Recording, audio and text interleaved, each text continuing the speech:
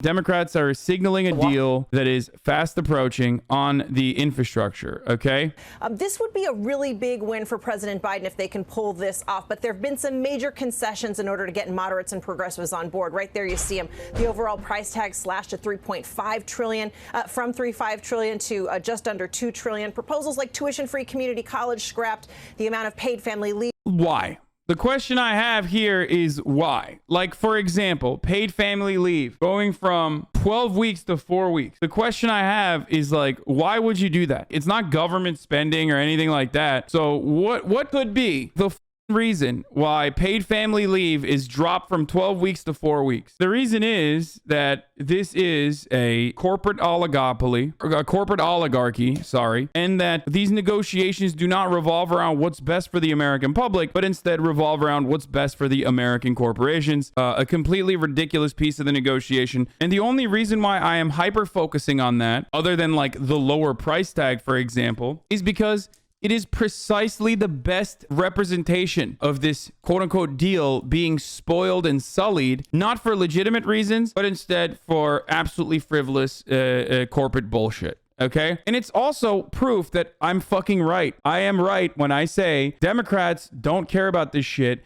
Democrats literally, when they're in a position of power, want to fuck it up because their real interests lie with the corporate benefactors rather than the American people. Okay, that is the reality. There is no better representation of that than like Kyrsten Sinema doing the work for the rest of the Democratic Party, doing God's work there by playing the spoiler role, her and Joe Manchin, because a lot of these Democrats literally do not want this. Like, there are plenty of Democrats who straight up are like, yeah, well, my constituents would be hurt by this. Okay, my constituents, like my real constituents, I mean, my actual constituents, like, give a fuck about the wealthy corporations, those people, right? That's basically what's going on here. Low-key conspiracy theory, to be honest. Really? That's a conspiracy theory to you? You think that like Joe Lieberman is a standalone individual and has always been? You think that like suspiciously there's always, it doesn't matter if we have 60 fucking Democratic senators. It doesn't matter if we have 50 Democratic senators, but somehow always Democrats, when they're not in a position of power,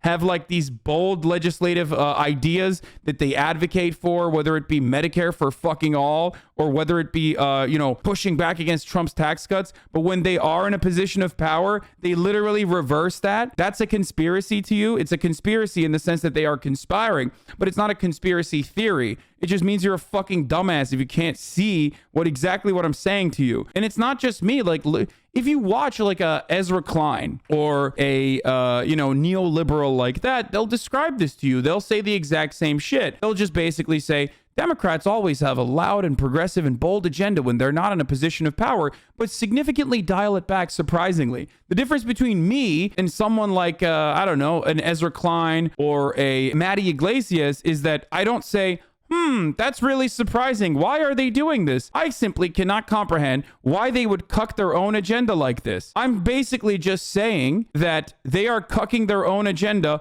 on purpose. That is the job. Their job is to cuck their own agenda because their own agenda is not with the American public. Their real agenda is getting reelected and maintaining the same grip of power that corporations of the wealthy have had in this country, but just from the Democratic side. That's precisely what the fuck this is. Wasn't Lieberman the one who vetoed the public option for Obamacare? Yeah, Lieberman was the standalone person. There's always like one or two guys in the Democratic Party. Doesn't matter how many fucking votes we have, okay, within the Democratic Party. There's always like some guy that suspiciously is able to tank it individually. You know what I mean? It's always like one vote short. Oops. Errol, I was just looking at Politico. They call this the 9 biggest days of Biden's presidency at this point. Not an exaggeration in this case. This is the whole agenda. This is the whole ball of wax. Among other things, it will enable him perhaps to go to the G20 and to the climate summit with a win in hand. But the bigger picture is whether or not the Democrats have made good on their promises. This is going to be the question in the midterm election. This is going to be the question in the re-elect for They're keeping in the universal pre-K, the child tax credit, but only a 1-year extension. No permanent child tax credits. Just a 1-year extension on a incredibly popular provision. Just remember that the child tax credit has a 70% approval rating. 40% of Republicans like the child tax credit, like more than 40% of Republicans actually. These aren't the Republicans that are setting Joe Biden to fail. Republicans are never going to, when they're not in power, deal with the Democrats. Okay, let's be fucking real. That's not happening. Republicans are always going to run an obstructionist agenda. And then when certain provisions pass that are actually ultimately helpful for their constituencies, they'll turn around and be like, I did that for you. Wasn't that great when I did that for you? While simultaneously being like, the Democrats are trying to kill you. Democrats, on the other hand, are always open to concessions. They're always open to conceding. They're always open to working with the Republicans. They love that shit. They're fucking giant fans of that. I wonder why. This is a couple Democrats cucking the entirety, like 1 or 2 Democrats successfully destroying this infrastructure bill, okay? Successfully destroying this infrastructure bill that had like pretty solid provisions like tuition-free community college, which is now cut out, and climate change, carbon reduction, Medicare expansion, which is being deliberated on, like Medicare expansion. The initial number of this bill was supposed to be $6 trillion over the course of the next 10 years. They immediately came out of the gates with a $3.5 trillion concession, and now it's been whittled down to 1.9 trillion. Here is Joe Manchin saying Bernie Sanders' Medicare expansion on dental, hearing, vision is non-negotiable and must be included in the final bill.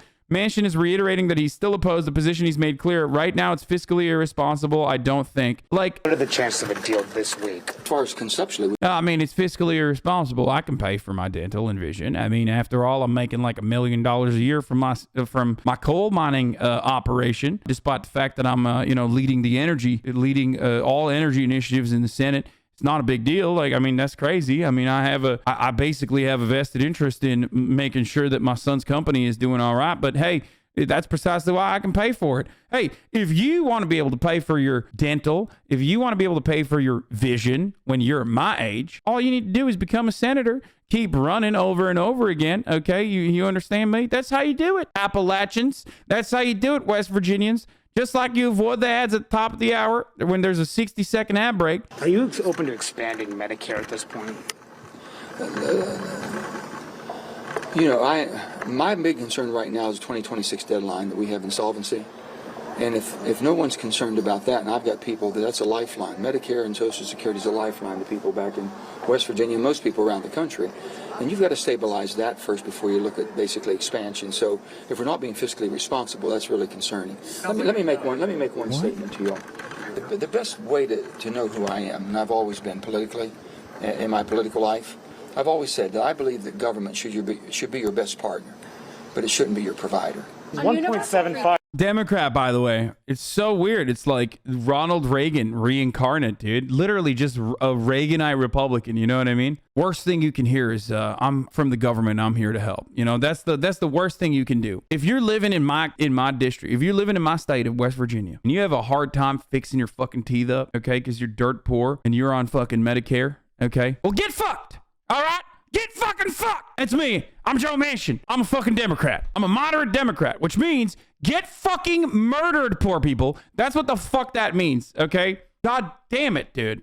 Do you want progressives to cave or kill this bill? It doesn't matter. If progressives cave on this bill, you destroy progressive momentum. Democrats run that fucking PR machine, okay? They crank it and go, look, like we did something for you. Come on.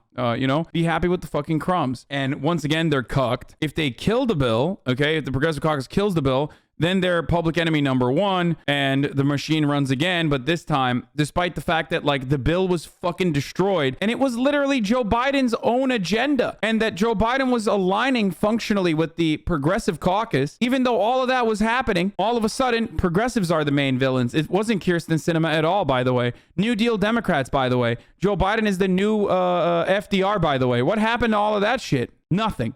Anyway, White House illustrates government cradle-to-grave role with Life of Linda series in their latest Build Back Better release. Linda is a working mother in Peoria, Illinois. She works at a local manufacturing facility as a production worker and earns $30,000 per year. She's pregnant with her son, Leo. Once Leo is born, Linda begins receiving child tax credits, $300 per month, $3,600 annually to help cover essential costs like groceries, rent, and medicine.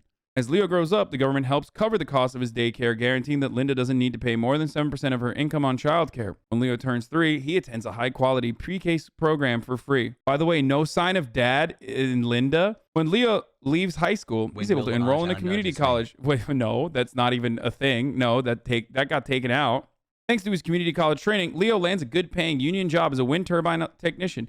Leo's job is one of the 4 million new jobs a year that are supported by the President Biden's economic plan. Later in life, Linda needs home care and hearing care. Thanks to President Biden's plan, Linda can access affordable hearing care through Medicare. None of this is in it.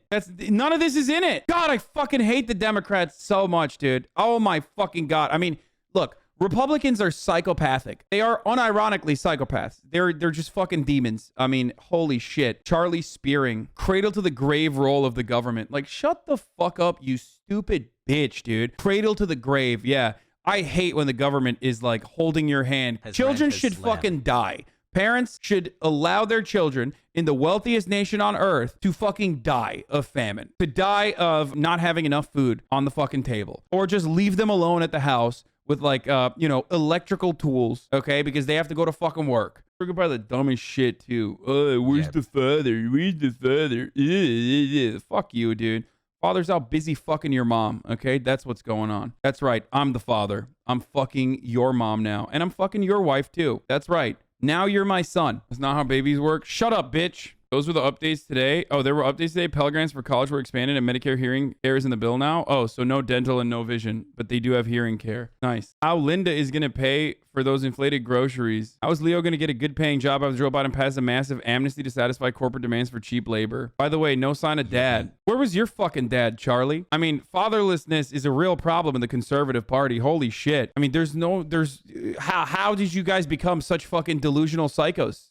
Maybe that was the reason. I don't know. Have you said whether you think progressives should refuse to vote on watered down bill this week after Biden pushed for it? Yes, I do think that. I personally am of the mindset that they should vote no on this. They should show that, no, you can't be dicking the American people over. They should be able to push back, fight back, and be like, nope, next time. Are you right wing then? Yes, I'm right wing. I'm a conservative. I'm a Republican. That's right, brother. I believe in individual liberties, and I also believe that the only way to achieve individual liberties is by making people who steal the money off of the fucking hardworking laborers pay back at least somewhat of a fairer percentage of the yearly fucking revenue gains that they make. The only way to improve everyone's individual liberties and freedoms is by making sure that those who make a living without working, I mean, is it really work? You're just sitting around watching a number go up? I mean, that's crazy. That's foolish, right? Yeah, I believe in making those guys who only make a living because others are working under them pay their fair share in tax. That's the only way to go forward. Okay, so House progressives have made it clear where they stand. They support the framework, but they want public support from all 50 senators. Members of our caucus will not vote for the infrastructure bill without the bill back. Yeah, this sucks. They're ultimately going to. This is what Bernie said earlier today too. They're gonna vote for it. They're gonna vote for it, and it's going to cause so many people to just be like, all right, well, fucking, we're cucked again. This is a major cave. They're caving. What will voting no do? It's not going to elect more progressives. Progressives don't have leverage because the Dems don't actually want it to pass. Then show it. At some point, you got to put your fucking foot down, dude. At a certain point, you got to say enough is enough. Like, we're not fucking playing ball because they absolutely know progressives will cave no matter what. So that's why for the past 3 months, we've been having a conversation about Joe Biden and Kyrsten Sinema. Ultimately, this bill is so fucking watered down and so dog shit that it literally doesn't matter. We lose in the midterms even if it passes. We as the Democratic Party, can't believe I'm saying that. Democrats lose in the midterms even if it doesn't pass. It straight up does not matter. It doesn't matter. It's a loss anyway. Biden to House Dems this morning, per source familiar. I don't think it's hyperbole to say that the House and Senate majorities and my presidency will be determined by what happens in the next week. I need you to help me. I need your votes. Yeah, he's saying like, I need your votes, the Progressive Caucus. Know that, it's not your fault. There's nothing you can do about it. New, Pelosi told her members, don't embarrass the president by voting down the infrastructure bill as he flies overseas, I'm told. She also said she would put the infrastructure bill on the floor today and hold the vote open to get the bill through. Let's look at the positive things in the bill, or is there none? I mean, there's like there's breadcrumbs in the bill, dude. That's what there is. And get ready for the sea of counters from people who literally have not been paying attention to this and have been like focusing all their coverage on like how much of a fucking hypocrite I am, despite the fact that I've literally been covering this and the massive amounts of labor momentum for the past fucking couple of months to come in here and routinely tell me that I'm a bad person for, feeling betrayed. once again, despite the fact that I knew that this was going to be, you know, bad. 2 people were able to successfully dismantle this fucking thing and shove their dick right through it. That's insane. We're letting 2 fucking dipshits and the entirety of the Democratic Party's leadership and their overall inability to fucking slap these 2 fucking pieces of shit around in the appropriate way stand against like trillions of dollars worth of necessary funding being allocated to social spending. That's insane to me, dude. Fucking push back. It's nuts, dude. It's actually fucking nuts. How would you even counter those 2 people? Not entirely sure how that would work. I'm in favor of literally fucking holding them in contempt of Congress, you know, using like finding like an ancient rule in Congress from like 1884 to just be like, yeah, you're a woman and you're in the fucking halls of Congress, you're going to jail automatically. Like specifically just applying it to Kyrsten Sinema, for example, and being like, we'll overrule this rule. We'll turn this around if you vote the way we want you to. And this is what Joe Biden said. Yep. These are the concessions that he made. We spent hours and hours and hours over months and months working on this. No one got everything they wanted. That's bullshit. There are 2 people that got everything they wanted, and they were representing the interests of corporations and the wealthy. Those 2 people were Kyrsten Sinema and Joe Manchin. They got literally everything they wanted. They wanted a time in the spotlight. They wanted to fucking tank this bill and water it down until it was a fucking crumb of what it once was. They wanted to stop pharmaceutical price bargaining on Medicare. They wanted to stop like any sort of extra taxes on people making more than $400,000 a year. That fucking happened. They stopped that. They stopped a fucking fake last second like alley-oop to the billionaire tax that became the vector of everyone's attention. No, this sucks. This sucks dick. The original amount was supposed to be $6 trillion. They lowered it to 3.5 out of the gate, and now what we have left on our hands is $1.75 trillion. Remember, progressives that were fighting for this weren't fighting for themselves or their own like selfish desires. They were fighting for Joe Biden's administration's agenda. And I believe they were fighting for the future of the Democratic Party. So make no mistake. Do not let anyone fucking forget this, okay? That AOC and Ilhan Omar and Rashida Tlaib, like when they were out there fighting, they were fighting for Joe Biden. Like they weren't even fucking fighting for their weird like pork spending or some shit. They were literally like, this is what Joe said he was going to do, and we're fighting for it. And 2 motherfuckers that represent the interests of the broader Democratic coalition, let's be fucking real, were able to just dick through the entire thing. And now the conversation has changed away from, oh, well, you know, we need to make sure that the $3.5 trillion bill passes to, okay, please just vote yes on the 1.75. Can you give us a pinky promise? Can we pinky promise, please? Come on, we'll vote yes on this. Pinky promise. So yeah, Democrats deserve to fucking lose. Republicans deserve to go to hell, politicians. And, you know, fuck it. I don't know what else to say. I have nothing. I have no power. It makes me so mad to cover the shit nonstop. Just focus on fucking local organizing, dude. Run for positions of power. Organize your workplace. Organize in your fucking communities and make sure that there are at the lowest levels, at the very least, in the party, which have the highest amount of like feedback and highest amount of power in your immediate daily lives. Make sure that those positions are filled by people that have that same kind of attitude that you have, that care about workers. But that's what compromise is. That's consensus. And that's what I ran on. I've long said compromise and consensus are the only way to get big things done in a democracy, important things done for the country. I know it's hard. I know how deeply people feel about the things that they fight. This is so pathetic too. It's like, dude, he's such a fucking pathetic loser. This is not alpha mindset from Joe Biden, I'll be honest. After months of productive, good faith negotiations with POTUS and White House, we have made significant progress on the proposed budget reconciliation package. I look forward to getting this done, expanding economic opportunities.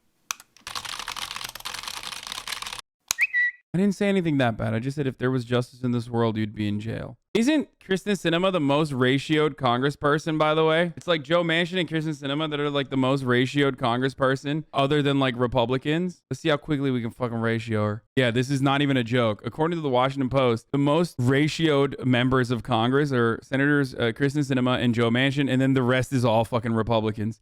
Distribution of ratios for median tweet by members of Congress with the 20 highest median ratios across all tweets. Democrats are in blue, Republicans are in red. They fucking graphed it up. Who cares about ratioing someone, though? I feel like promoting it, you're kind of pushing the idea that Twitter likes equals truth or goodness or something. Oh, no, it doesn't. It just makes me feel good. I want to see what, like, the conservative rhetoric is, though, if conservatives are saying about this, like, bullshit bill regardless. Because I really haven't heard too much. They're too busy talking about, like, how schools are teaching kids that racism is wrong and whatever. You know what I mean? Joe telling Dems behind closed doors to either pass his massive spending plans or his presidency is toast. He then announced that his party has reached the framework on a $1.75 trillion deal that he says will transform America. Any single element of this framework would fundamentally be viewed as a fundamental change in America.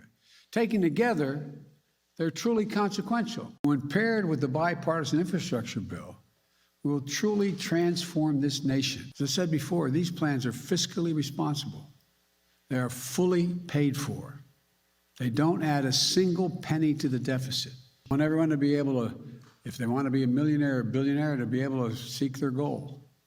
But all I'm asking is, pay your fair share. Okay. But so far, radical Democrats say almost $2 trillion doesn't go far enough and are threatening The radical Democrats, dude. They're so radical.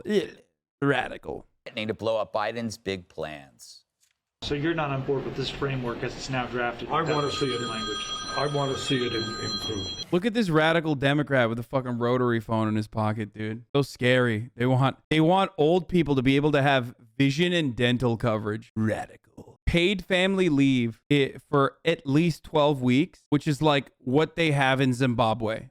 Radical. Fucking crazy. So, Jesse, there is a Democrat victory in here. They have made it so Americans see 1.75 as a small number because they began with, 3 trillion, which means their strategy actually worked and we're screwed. That's what. Well, we're screwed. I don't think the strategy worked. I think it was a total mess, and I hope I'm wrong, but I do think they're going to get something passed within the next 5 days so they give Joe a win overseas so he can beat his chest to the world, and they got to get something. What win? Like what? There's no win here. Oh my fucking God. Done under the wire before that election on Tuesday, too. So the media is now going to write this story. This is the comeback kid. And that's just going to be an inside the Beltway story, though, because for the rest of the American people, this two-headed monster of a bill is not going to affect them in a positive way, especially in the short term. Does nothing for the border or inflation. Wait, he's not wrong. I mean, fuck the border shit. That doesn't matter. That's just like what they're going to fucking ham on. But he's literally not wrong. God damn it. I hate when they're fucking right. Yeah, there's nothing in the short term. Okay, that's true, 100%. There's nothing for the supply chain and does not create jobs. If anything, the Democrats are going to own inflation when they're spending trillions on top of what we are. Yeah, no, they're just basically telegraphing what they're going to say. They're going to say inflation got worse because of this massive spending bill. That's basically a report on like the upcoming things that they're going to say, but he's not wrong in the way that it's going to be perceived. Technically, yes, Democrats are currently owning the inflation and they're going to continue owning the inflation. And the only thing that is going to stay, the only thing that people are going to legitimately remember is like how bad inflation was, how difficult it was to like buy treats. And that's probably the fault of like, Pete Buttigieg, who's gay, remember, and has a child and, took paternity leave while being gay and having a child. That's like the average American. That's what the fucking sticks in their head. You know what I mean? They already own the border crisis and they're slipping in this bill. I did read some of it, Greg. Amnesty for 10 million illegal immigrants. They are going to own high gas prices because they slipped in a little Green New Deal. And they're going to own the weak recovery because they're going to raise taxes higher than it's ever been done before. In a couple years, you may have government-run daycare. In a couple, once they get that off the ground. But in the near term, private daycare is going to skyrocket because they're going to have to compete with this new program.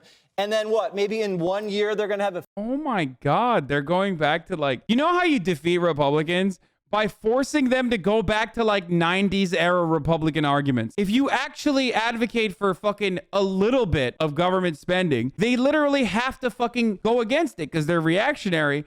And they start saying, well, you got to compete with the fucking with the government daycare. What about the private daycare owners? It's like, that's such a dumb argument, dude. Shut the fuck up. People need money to be able to pay for daycare. Shut the fuck up. Motherfucker, have you heard of public schools? Some of the spending's good. You know, you want Wi-Fi and nice railroads and less traffic, but a lot of this is just doubling down on. Thank you, Gruber EXM, for another 20 gifted subs. Bankrupt programs like Medicaid and Medicare, which aren't really doing that well right now. So this country is going to sit around, for the next couple days and watch a bunch of untalented politicians bad at arithmetic, try to raise taxes so they can square the numbers to see if they can pay for stuff that no one wants or needs. That's basically what we're watching right now. Yeah, old people literally do not want or need dental and vision care and hearing aids. Everybody's always saying this. Child poverty? Fuck you, kids. That's what I say. Hey, how about you suck this one, kids who are in a fucking horrible situation?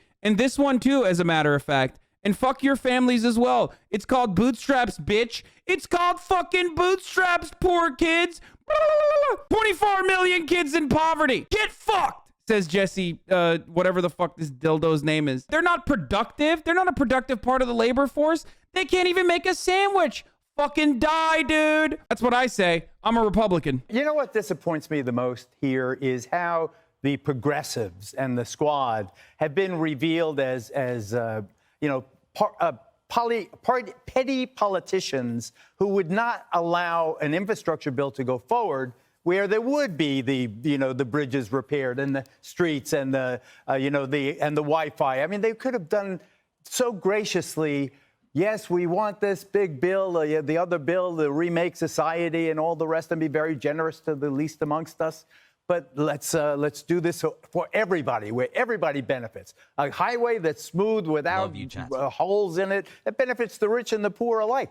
And the fact that they were against it and they used their power to screw Pelosi and force her into this unwieldy bill, I think is really disappointing to me. Dude, even like light policy discussion and they just like straight up fall apart. Their rhetoric is so good when it comes to like making up culture war issues and like really hammering it in. But the moment that you ask them like, what do you feel about infrastructure spending? And they're like, there's some good sides and some bad sides. A lot of spending. Pre-K is bad. Why are kids going to kindergarten? They should go to the factory, I think. It's like, they're just like not used to it. You know what I mean? They don't need to do it because the Democrats are so fucking feckless, so cowardly, and so bad at what they do. So like the moment that you're like, hey, so what do you think about infrastructure spending? Or do you think like, old people deserve to get hearing aids? They're like, I don't know. What are they going to do? You put the hearing aids and then hear Fox News about how CRT is happening in American schools? That's a bad thing. You don't want old people to hear about racism in our schools. The real racism. Border control is important. Where is the border? Nobody knows. Like, immediately, they're just like, they can't. They just have no fucking concept of like trying to tackle these things because they don't have the fucking talking points for it.